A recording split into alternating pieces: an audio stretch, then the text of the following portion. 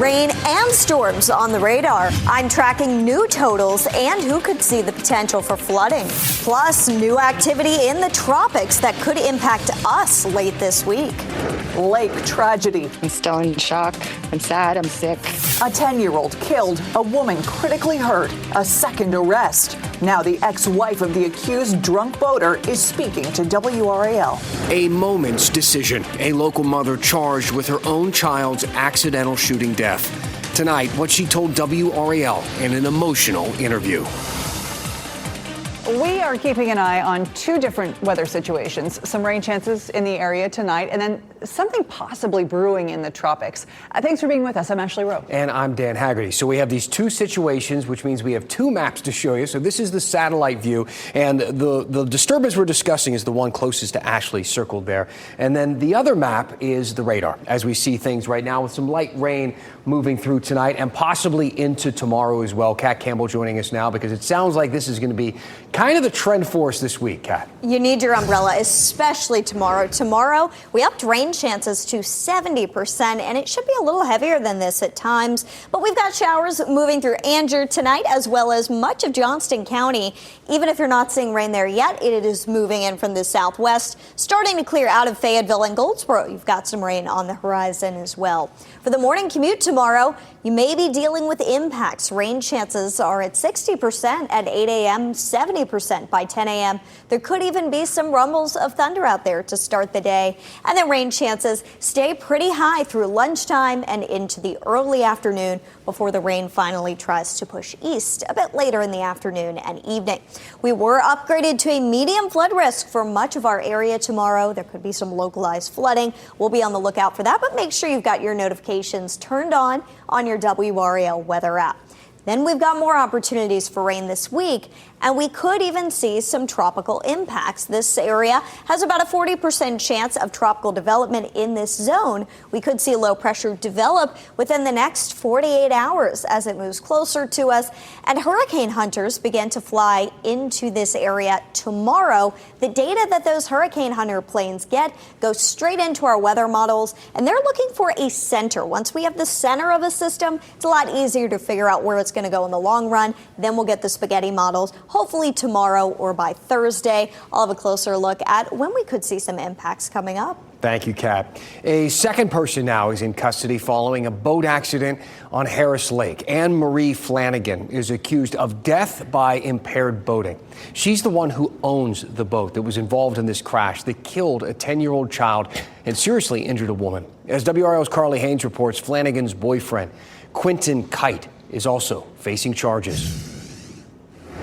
Anne Marie Flanagan is currently in jail in Moore County. Her boyfriend, Quentin Kite, is in jail here in Chatham County.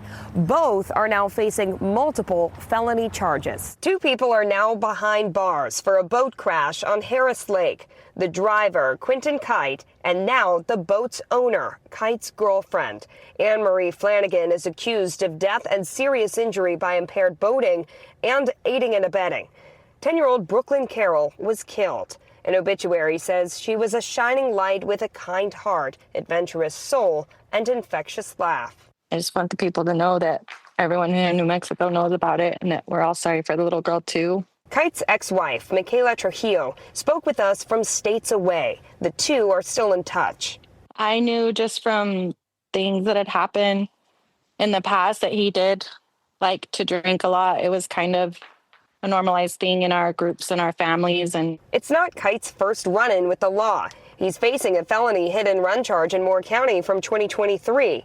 He also had a DUI conviction in New Mexico in 2010. One would think that if you can't drive one thing, you shouldn't be able to drive another, but that's not how our law is set up right now. Personal injury attorney John McCabe said there's still work to do to bring boating offenses in line with motor vehicles. You can get DWI, be charged with a DWI, have your license civically. Though North Carolina did recently increase the penalties for impaired boating, and now another person is facing the consequences. Flanagan is most likely going to be making her first court appearance tomorrow afternoon. Carly Haynes, WRAL News, Chatham County. And with these types of stories, we often spend a lot of time talking about the suspects, the details of what happened, the hearing from some of the victim's family, that sort of thing. You heard Carly mention a little bit about the 10-year-old girl from her obituary, but I do want to take a little bit more time to give you a better idea, a bit of a sense of who she was. This is Brooklyn Carroll, if we have her picture. So she lived in Apex, a fifth grader at Westlake Elementary. She dreamed of becoming a teacher. She was curious in the classroom and in the outdoors. She loved animals and nature. She rode horses. She had many pets and even more family. Her family started a scholarship fund in her honor. A visitation for Brooklyn is this Thursday at Apex Funeral Home.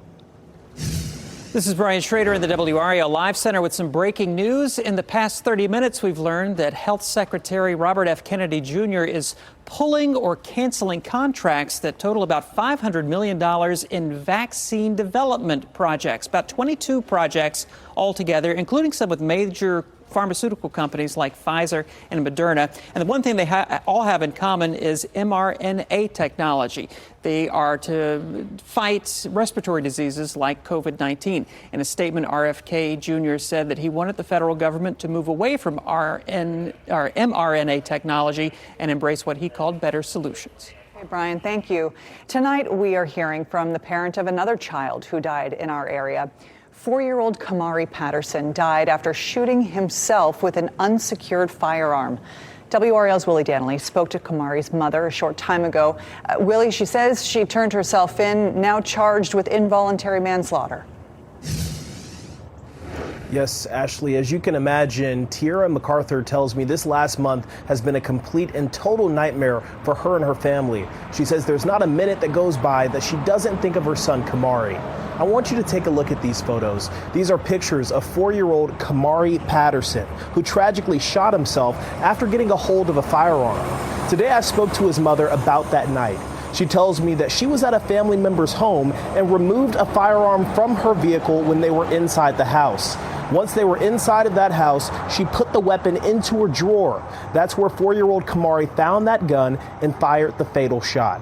Today, she turned herself into Durham police and has been charged with involuntary manslaughter. Tonight, she's out on bond, and I spoke to her at her home.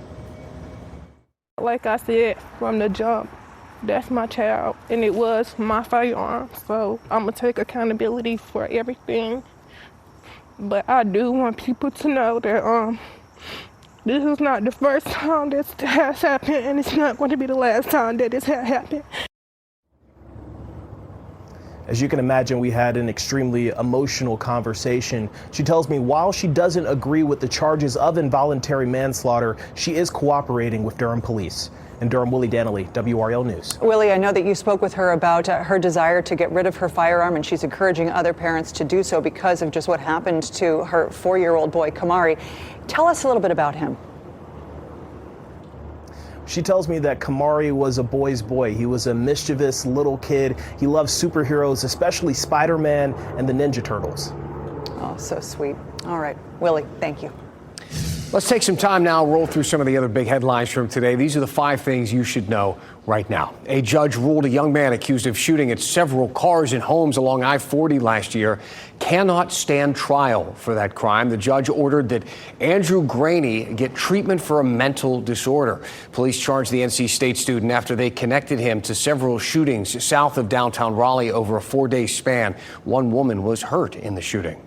Autopsies confirmed that a father killed his sons and then himself before their Garner home caught fire. The teenage boys were staying with their father as their parents navigated the divorce process. Investigators found all 3 of them dead inside the home after responding to that fire. Governor Josh Stein declared Tropical Storm Chantal a disaster. That move frees up money to go directly to the people in need. The order covers 6 counties in our area, including Wake and Durham. He also pushed FEMA and President Trump to issue a federal disaster declaration. The governor's office estimates Chantal caused more than $40 million worth of damage. A judge froze $200 million earmarked for our state as a lawsuit against FEMA plays out. Attorney General Jeff Jackson joined many other states in suing the federal government. He argued FEMA couldn't cancel the grant money that Congress allocated. Jackson says his office is still pushing to get the money restored to our state. FEMA did not give us an answer when we asked why it canceled the funding. The town of Zebulon has reached an agreement on a rezoning ordinance for a new residential development. Zebulon South will be located between Arundel and Wakefield. It'll be on more than 100 acres. The community includes 8 affordable housing units and more. It'll also have a multi-use path to improve pedestrian connectivity to downtown. Today, Wake County Schools celebrates 50 years as a district. But we know that Wake County and all the cities inside have been around for a lot longer than that. But you have to understand, the district used to be 2 districts. This was the case statewide for decades. And if you did some quick math here, you might have guessed this has everything to do with segregation. We take a look back at how we got here after the break. And an NC State assistant basketball coach spends 8 hours in line at the DMV. He made some friends and bought some donuts. Stick around for tonight's One Last Thing.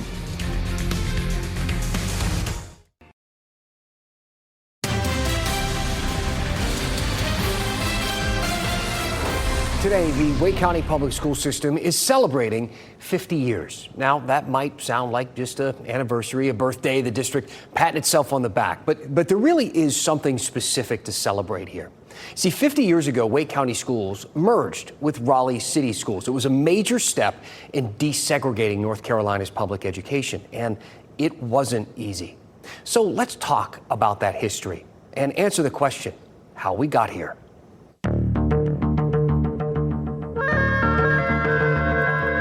North Carolina's first public school opened in Rockingham County in 1840. 30 years later, lawmakers amended the state constitution, mandating racial segregation in public schools. Fast forward another 30 years, and we got a taste of the benefits of school mergers. In 1907, rural high schools began consolidating. Curriculum expanded and school quality improved.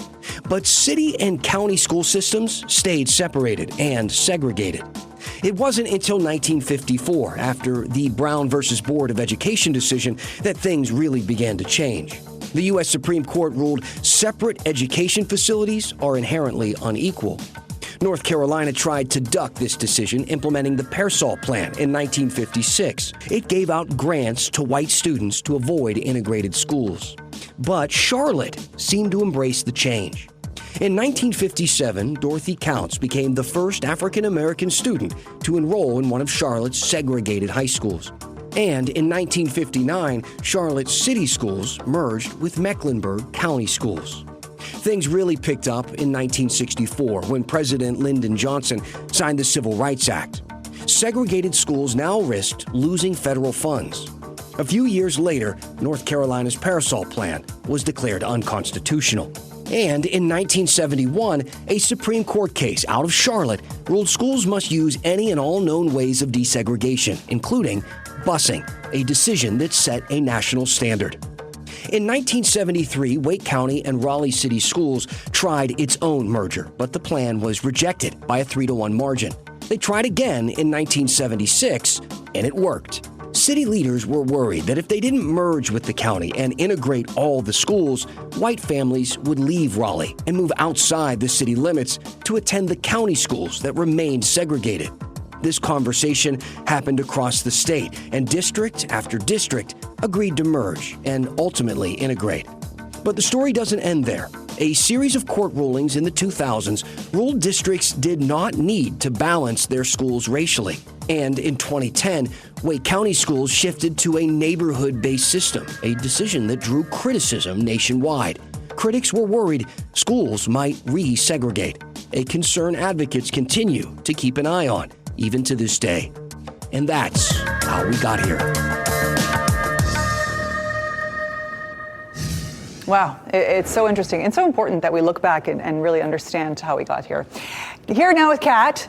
Kat, very comfortable weather tomorrow, but you might be getting a little wet here and there. I mean, that's the trade-off this time of year. Usually when you get a break from the heat, it's going to come with rain chances, and that'll be the case tomorrow, especially today. Some sprinkles tomorrow, a lot more active on the radar. Kind of lucky numbers we've got going on here. A 70% chance for rain and the high 77 degrees again tomorrow.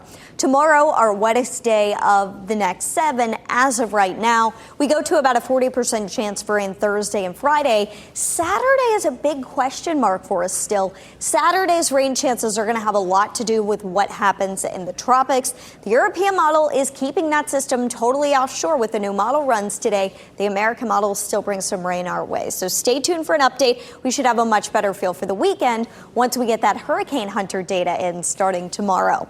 Chapel Hill, the roads aren't looking wet, but I've seen a lot of students walking by with umbrellas throughout the day. Pretty dry at the moment. Temperatures are sitting in the upper 60s, a dew point of 61, so not too bad out there today. We do have some rain moving through southern Wake County, very light sprinkles around Garner. Johnston County seeing light rain, as well as Wayne County and Goldsboro. You've got those showers moving in, but we're not expecting anything heavy or severe. As we look ahead tonight, we are going to see that band of showers move out. We get a little bit of a lull in the rain tonight until after midnight, and then the rain should pick up once again. And notice the red on Futurecast. There could actually be some thunderstorms around early in the day tomorrow. And you'll want to check in on our morning news starting at 4:30 with meteorologist Elizabeth Gardner. These are showers that will be impactful for the morning commute. A little heavier out there. She'll let you know where we've got those areas of heavy rain. And we are considering a WRAL weather alert day. Meteorologist Mike Mays will have an update on that once he looks at some new model data tonight at 10 and 11. 2 o'clock tomorrow, still some showers around much of the area, but those will slowly push east into the evening. And then we're in for a bit of a lull. I wouldn't expect to see much in the way of sunshine, though. That's kind of the pattern that we are locked into. Upper 60s in Raleigh, 72 in Fayetteville, upper 60s in Asheville. Same numbers as here in Asheville. And let's talk about the setup. It's unique for us here in North Carolina. It's a cold air damming pattern, and this is because of the mountains to our west. We've got high pressure to the north, so this cool northeast wind is happening at the surface, and we've got a lot of moisture as well. And on top of it, you've got that warmer air. So the air is just kind of stacked, and it sets up in a way that creates overcast conditions, and it's also going to keep things pretty cool for us for a couple of days stretch, and that's thanks to this pattern that we have in place. It's tough to get out of once we're in it. Looking ahead, our 7-day forecast, not too bad in terms of temperatures, but rain chances stay on the higher side as we get into the end of the week. Still that question mark for the weekend based on the tropics. It is looking a bit warmer, though, with highs in the mid to upper 80s. And we knew that they would be back. 90s are back in the forecast by Monday and Tuesday of next week. Fall weather lovers, make the most of tomorrow while you can. Exactly. Okay, Kat. Hey, one last thing. How long would you be willing to wait at the DMV? How about 8 hours? Would donuts sweeten the deal? It kind of did for an NC State assistant basketball coach. He spent all day there. It looks like he got after a couple of those donuts. His story and what you can learn from it after the break.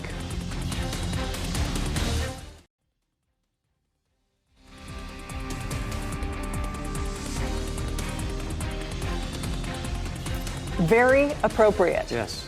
One last thing to talk about tonight. Have you been following the NC State assistant coach who's been stuck in line all day at the DMV? He's been tweeting about it since 7 a.m. So this is Brandon Chambers. He followed Will Wade to NC State to coach the men's basketball team. Moving to a new state means what? You got to get a new license. And this was Brandon's view this morning at the DMV at 7 a.m. He actually says he got there at 5:45 a.m. WRAL investigative sports reporter Brian Murphy has been keeping in touch with Coach Chambers all day long. They've been texting back and forth. They eventually jumped on a Zoom call. So we asked Murph about this conversation. I guess you could consider this a mini Murph's turf. Brandon Chambers tweeted about this a couple of days ago because he tried to go to the DMV at the end of last week and couldn't get in. And so then again this morning, early in the morning, I saw a tweet from him that indicated he was in line at the DMV, but the line was already wrapped around the building. And so I just kind of started following his tweets throughout the course of the day, eventually started texting with him. And he says, at the end of the day, it was a good experience. There's nothing that you can really do. You're just here. So I was like, you know what? Have some fun with it, joke a little bit. The people inside were great. Like I said, the people outside in line were great. And life's too short to get all bent out of shape. That's a unique perspective at the DMV, I will say. So everything worked out at the end for the coach. He posted around 1 o'clock. Morale was low brought in some reinforcements. Donuts turned the tide for the rest of the team and DMV workers. So at about 2 o'clock, Chambers finally got what he came for. After 8 hours, he got to the front of the line. Who knows how many donuts were consumed at that point. But case closed. Well done. You know, I got to say, clearly, Coach Chambers didn't watch our installment of 7 p.m. hacks during In-Depth a couple of months ago. There are better ways than getting in line at 5:45. So here is a quick refresher.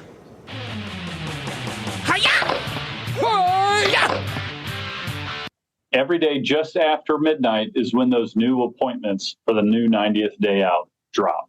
So that is true. Now, technically, the morning hours are for appointments only. So even if you show up at like 5 a.m., if they don't get any no-shows, you're going to end up waiting in that line until noon, because that's when they activate the walk-in system, meaning there's not much benefit to waiting in line before that. Ooh, there you go. Now you know, Coach. 8 hours too late. The DMV in North Carolina is like the worst welcome party to a state you can possibly imagine. Hey, we're happy to have you here. We need you to get a driver's license. Yeah. Try navigating the online system and then try navigating the in-person. I mean, by the end of it, yes, give me that entire dozen donuts box, please. I'm just going to be crying. Anyway, thank you for making WRAL your choice for local news. Our next newscast is at 10 on Fox 50 and 11 on WRAL. You can have donuts for dinner, right? I mean, is there a rule against that? No rules. There's no rule against that.